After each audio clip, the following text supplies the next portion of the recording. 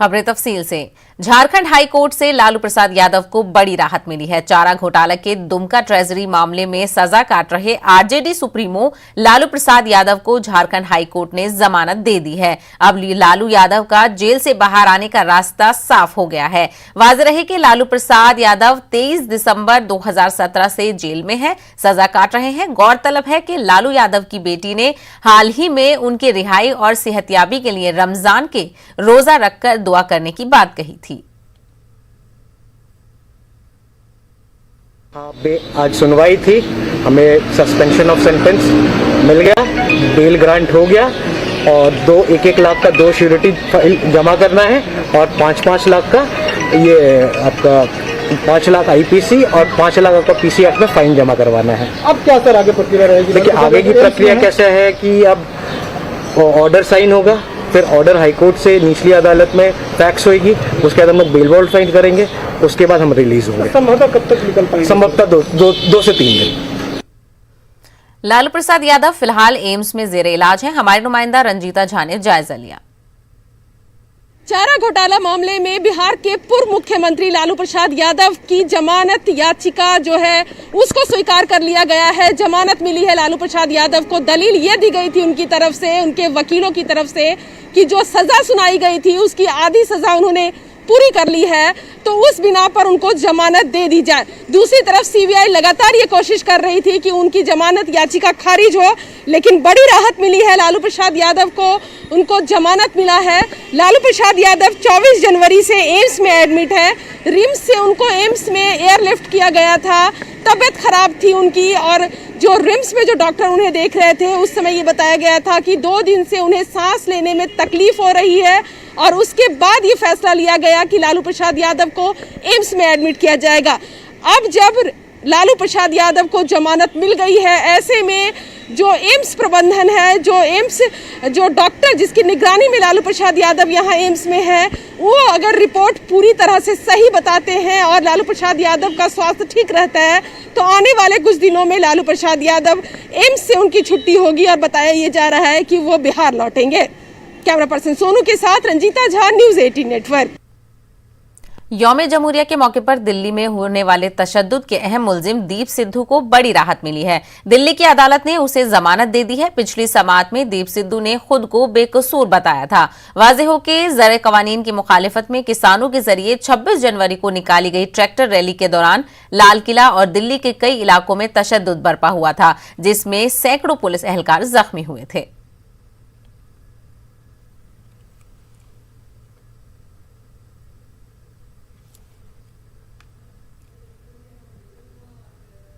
छब्बीस जनवरी को लाल किला के अंदर और लाल किला के बाहर जिस तरह से उग्र हिंसा हुई थी, इस मामले की गंभीरता को देखते हुए और दिल्ली पुलिस ने तफ्तीश करने के बाद दीप सिद्धू को गिरफ्तार किया था। अब दीप सिद्धू को जमानत मिल गई है कोर्ट के द्वारा और 30,000 रुपया निजी मुचलके के आधार पर और उसका फी के आधार पर बाकायदा उसको जमानत दी गई है। और दीप सिद्धू यहाँ से निकलने के बाद फिर वापस क्या वो पंजाब हरियाणा जाएगा या कहाँ जाएगा, इस मामले में अभी तक कुछ नहीं कहा जा रहा है, लेकिन हो सकता है कि आज देर शाम तक उसे तिहाड़ जेल से बाहर आने की अनुमति दी जाएगी। उसके लिए तमाम जो कागजी प्रक्रियाएं हैं उसको पूरा किया जा रहा है और कागजी प्रक्रियाओं को पूरा करने के बाद दीप सिद्धू को देर शाम तक छोड़ दिया जाएगा। लेकिन इस मामले पर तमाम जो तफ्तीश है दिल्ली पुलिस की, वो आगे भी जारी रहेगी। वीडियो जर्नलिस्ट विपिन राय के साथ शंकर आनंद, न्यूज़ 18, तिहाड़ जेल। कश्मीर में मौसम ने एक बार फिर करवट बदली है। सयाहती मुकाम गुलमर्ग में ताजा बर्फबारी हो रही है। गुलमर्ग में मौजूद सयाह ताजा बर्फबारी देखकर काफी खुश नजर आ रहे हैं। गुलमर्ग में ताजा बर्फबारी के दौरान बैरून रियासत से सयाह और मकामी सैलानी खूब स्कीइंग कर रहे हैं। अप्रैल के महीने में बर्फबारी होना सयाहों के लिए किसी ख्वाब से कम नहीं है। उधर मैदानी इलाकों में शदीद बारिश का सिलसिला जारी है। नदी नालों में पानी की सतह भी बढ़ गई है।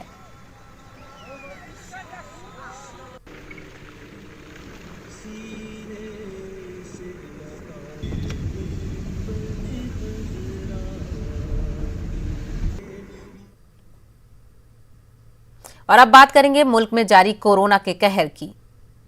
तो नाज़रीन, मुल्क में हर तरफ कोरोना का कहर बढ़ता जा रहा है, इसलिए हम भी आपसे अपील करते हैं कि मास्क का इस्तेमाल जरूर करें और अपना ख्याल रखें। मुल्क में हर रोज कोरोना मरीजों का ग्राफ बढ़ता ही जा रहा है। आज भी कोरोना के रिकॉर्ड मामलों की तस्दीक हुई है। गुज़िश्ता 24 घंटों की अगर बात करें तो कोरोना के 2,34,692 नए मामलों की तस्दीक हुई है, जबकि इसी दौरान 1,341 लोगों की कोरोना से मौत हुई है। शिफायाब होने वाले लोगों की बात की जाए तो पिछले 24 घंटों में 1,23,000 से ज्यादा लोग कोरोना को मात दे चुके हैं। आदादोशुमार के मुताबिक मुल्क में कोरोना के 16,79,740 एक्टिव मामले हैं। मुल्क में जारी टीकाकारी मुहिम के तहत अब तक 11,99,00,000 से ज्यादा लोगों को कोरोना की वैक्सीन दी जा चुकी है।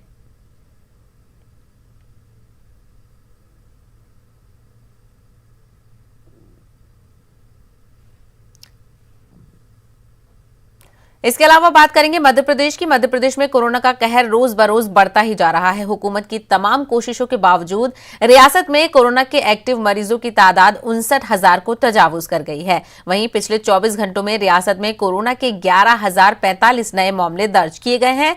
रियासत में कोरोना के बेकाबू होने और अस्पतालों में नाकिस तिब्बी सहूलियात का इल्जाम लगाते हुए कांग्रेस ने जहां रियासत का निजाम फौज के हवाले करने की मांग की है, तो वहीं मध्य प्रदेश के वजीर सेहत का कहना है कि रियासत में तिब्बी सहूलियात के बेहतर इंतजामात किए जा रहे हैं। कहीं किसी भी चीज की कोई कमी नहीं है। तो कोरोना कहर में किस तरह की सियासत हो रही है, ये भी हम आपको दिखाएंगे। मजीद तफसीलात हासिल करेंगे। सीधा रुख करते हैं, चलिए भोपाल का, जहां से हमारे नुमाइंदे मेहताब आलम जुड़ रहे हैं। मेहताब आलम, कोरोना के हर दिन रिकॉर्ड मामले दर्ज किए जा रहे हैं। भोपाल भी सबसे ज्यादा मुतासिर रियासतों में शामिल है और आज भोपाल में भी रिकॉर्ड केसेस दर्ज किए गए हैं। 11,000 से ज्यादा मामले सामने आए हैं।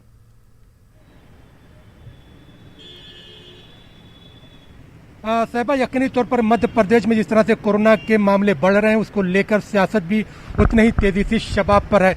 दमोह में आज जो वोट डाले जा रहे हैं, लेकिन अगर हम दमोह की बात करें तो एक सीट पर जो है अब तक जो रिपोर्ट आई है 109 लीडर को कोरोना पॉजिटिव की रिपोर्ट सामने आई, जिसमें दिग्विजय सिंह भी शामिल है। इसी तरह से अगर पूरे रियासत की बात करें तो एक्टिव केसेस के मामले जो है 62,000 को तजावुज कर गए हैं और 11,146 मामले जो है नए जो है 24 घंटे में रिकॉर्ड किए गए हैं। तो तमाम चीजों को देखते हुए जो सियासत हो रही है, वहीं पर कांग्रेस ने ये मुतालबा किया है, क्योंकि सहूलियात जो मेडिकल में है और जो ऑक्सीजन की कमी, उन तमाम चीजों को लेकर उन्होंने मुतालबा किया है कि मध्य प्रदेश को फौज के हवाले कर देना चाहिए, तब क्योंकि हुकूमत तमाम चीजों पर कंट्रोल नहीं कर पा रही है। वहीं पर वज़ीर आला शिवराज सिंह का जो बयान आया, उनका कहना है कि मध्य प्रदेश में इस वक्त 445 मेट्रिक टन पर डे जो है ऑक्सीजन फराहम हो रही है और तो अगले दो दिन में यानी 20 अप्रैल तक उन्होंने जो है उम्मीद की है कि 665 मेट्रिक टन हो जाएगी और फिर जो है 30 अप्रैल तक जो है ये बढ़कर 700 मेट्रिक टन ऑक्सीजन की फराहमी होगी। लेकिन इसके साथ साथ अगर उस पर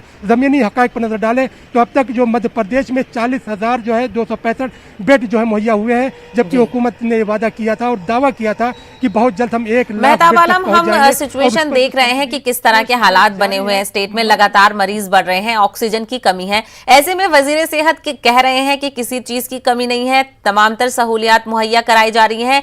तो ये चीज कहकर वो अपने आप को इत्मीनान दे रहे हैं या फिर वो आवाम से झूठ बोल रहे हैं?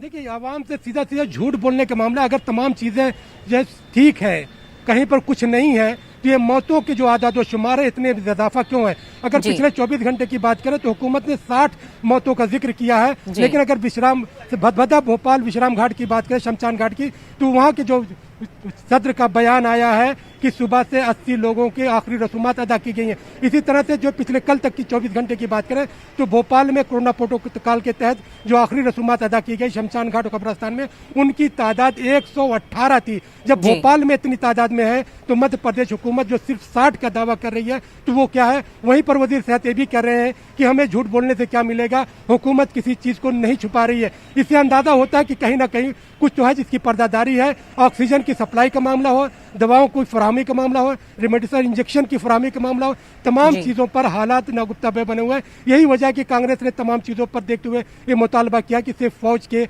हवाले कर देना चाहिए। सियासत अपनी जगह है, लेकिन सियासत से अलग हटकर लोगों को संजीदगी का मुजाहरा करने की जरूरत है। और संजीदगी इस बात की भी है साहिबा, समझने की जरूरत है कि आजादी के 74 सालों में हम लोगों ने मंदिर मस्जिद के नाम पर वोट लिए, सियासत की और जी। कोरोना की जब वबाई बीमारी आई तो मंदिर और मस्जिद के दरवाजे बंद हो गए। आज जरूरत है मेडिकल की। अगर 70 सालों में हमारे अवाम ने सरकारों से मेडिकल के जो मुतालबा किया होता, अस्पतालों को मुतालबा किया होता, तिब्बी तहकीक का मुतालबा किया होता, तो आज ये सूरत हाल नहीं होती, बल्कि सूरत हाल और बेहतर होती, लोगों को अच्छा इलाज मिल सका होता। तो अब लोगों को अब भी अपनी सोच को बदलने की जरूरत है।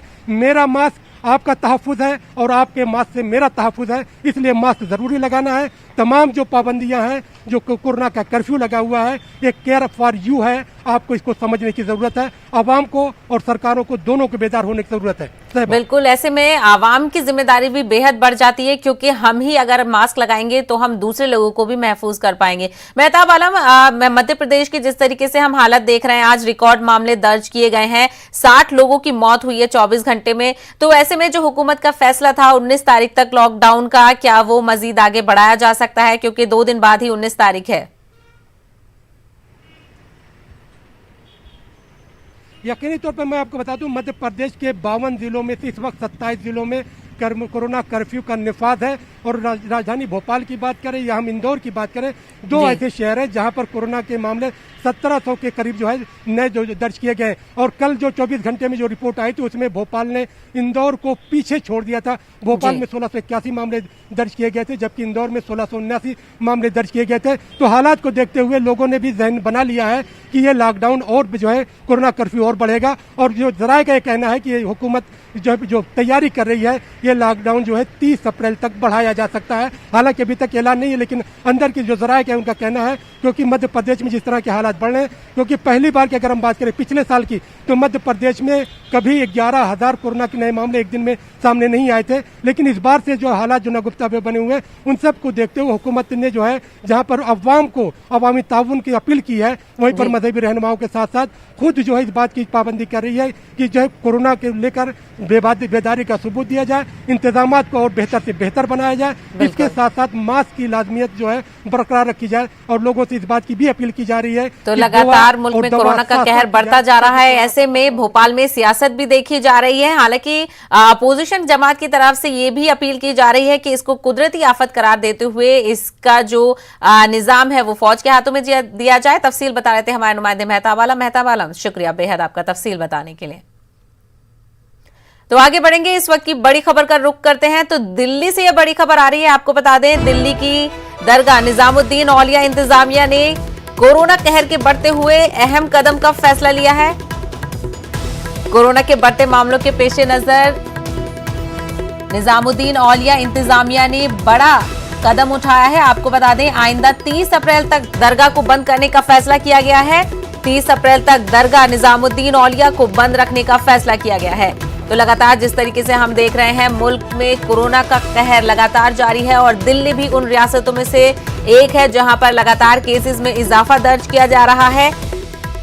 ऐसे में अब दिल्ली की दरगाह निजामुद्दीन औलिया के इंतजामिया ने भी दरगाह को बंद करने का फैसला लिया है। अब आइंदा 30 अप्रैल तक के लिए दरगाह को बंद कर दिया गया है। तो दिल्ली में वीकेंड कर्फ्यू लगाया गया। उसके बाद तमाम जो भी सयाहती मुकाम है, आर्कियोलॉजिकल सर्वे के अंडर जो भी सयाहती मुकाम आते हैं, उनको भी बंद किया गया है। और अब दिल्ली की निजामुद्दीन औलिया दरगाह को भी 30 अप्रैल तक के लिए बंद करने का फैसला किया गया है।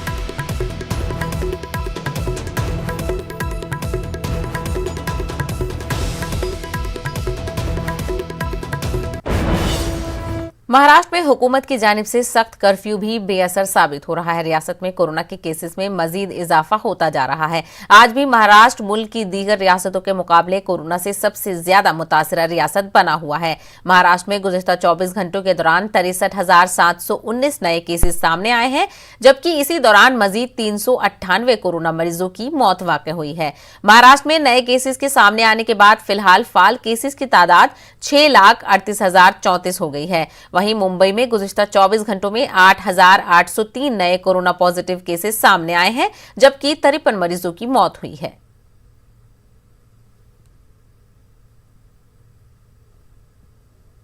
महाराष्ट्र की मेयर किशोरी पेडनेकर ने कोविड की सूरत हाल पर अपना रद्द-ए-अमल जाहिर किया है। उन्होंने कहा है कि महाराष्ट्र में मुकम्मल लॉकडाउन लगाना बेहद जरूरी है।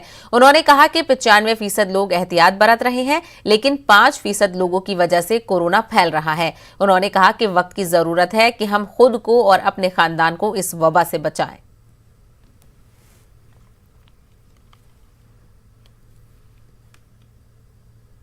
जैसे हम बार बार वही कहेंगे, 100 लोग इकट्ठा लिया तो 95 लोग मान रहे, मुंबईकर मान रहे, लेकिन 5% का जो बड़ा गट्टा बन रहे, बड़ी संख्या बढ़ रही है, वो लोग नहीं मानते।